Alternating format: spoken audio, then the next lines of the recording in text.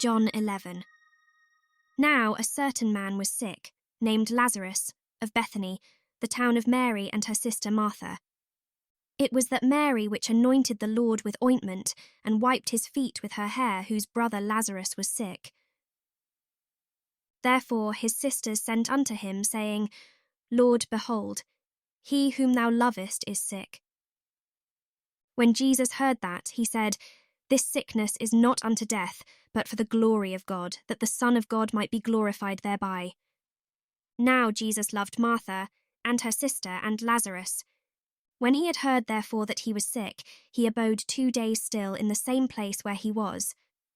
Then after that saith he to his disciples, Let us go into Judea again. His disciples say unto him, Master, the Jews of late sought to stone thee, and goest thou thither again?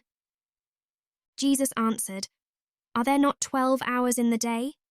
If any man walk in the day, he stumbleth not, because he seeth the light of this world.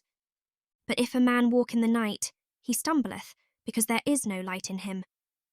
These things said he, and after that he saith unto them, Our friend Lazarus sleepeth, but I go that I may awake him out of sleep.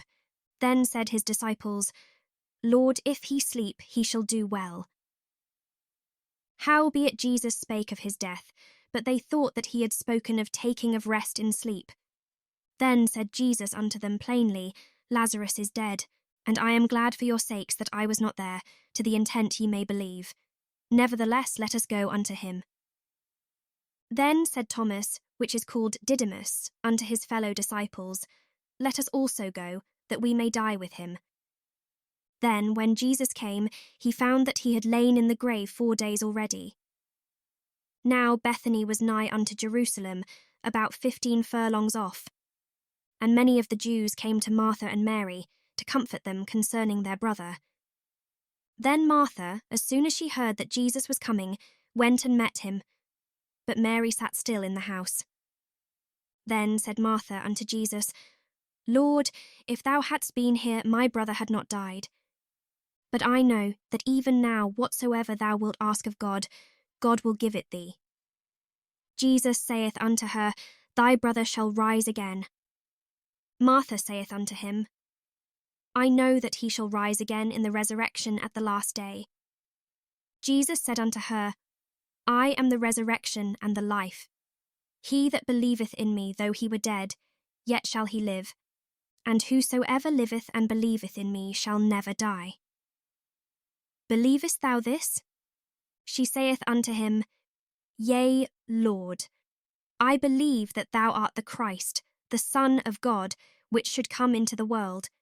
And when she had so said, she went her way, and called Mary her sister secretly, saying, The Master is come, and calleth for thee. As soon as she heard that, she arose quickly, and came unto him.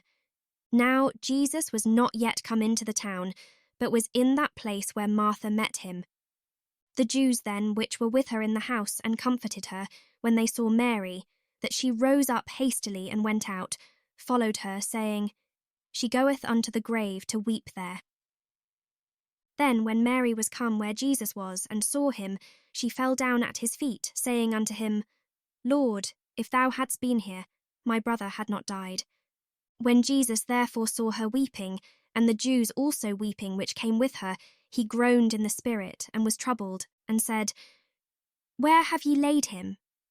They said unto him, Lord, come and see. Jesus wept. Then said the Jews, Behold how he loved him.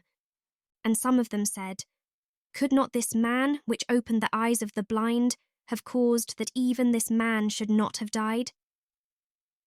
Jesus therefore, again groaning in himself, cometh to the grave. It was a cave, and a stone lay upon it. Jesus said, Take ye away the stone. Martha, the sister of him that was dead, saith unto him, Lord, by this time he stinketh, for he hath been dead 4 days.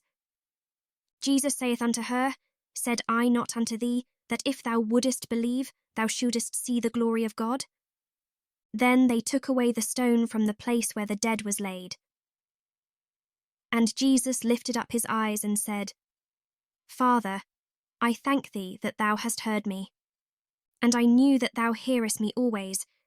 But because of the people which stand by I said it, that they may believe that thou hast sent me. And when he thus had spoken, he cried with a loud voice, Lazarus, come forth. And he that was dead came forth, bound hand and foot with grave clothes, and his face was bound about with a napkin. Jesus saith unto them, Loose him, and let him go. Then many of the Jews which came to Mary, and had seen the things which Jesus did, believed on him. But some of them went their ways to the Pharisees, and told them what things Jesus had done. Then gathered the chief priests and the Pharisees a council, and said, What do we? For this man doeth many miracles. If we let him thus alone, all men will believe on him, and the Romans shall come and take away both our place and nation. And one of them, named Caiaphas, being the high priest that same year, said unto them, Ye know nothing at all, nor consider that it is expedient for us, that one man should die for the people, and that the whole nation perish not.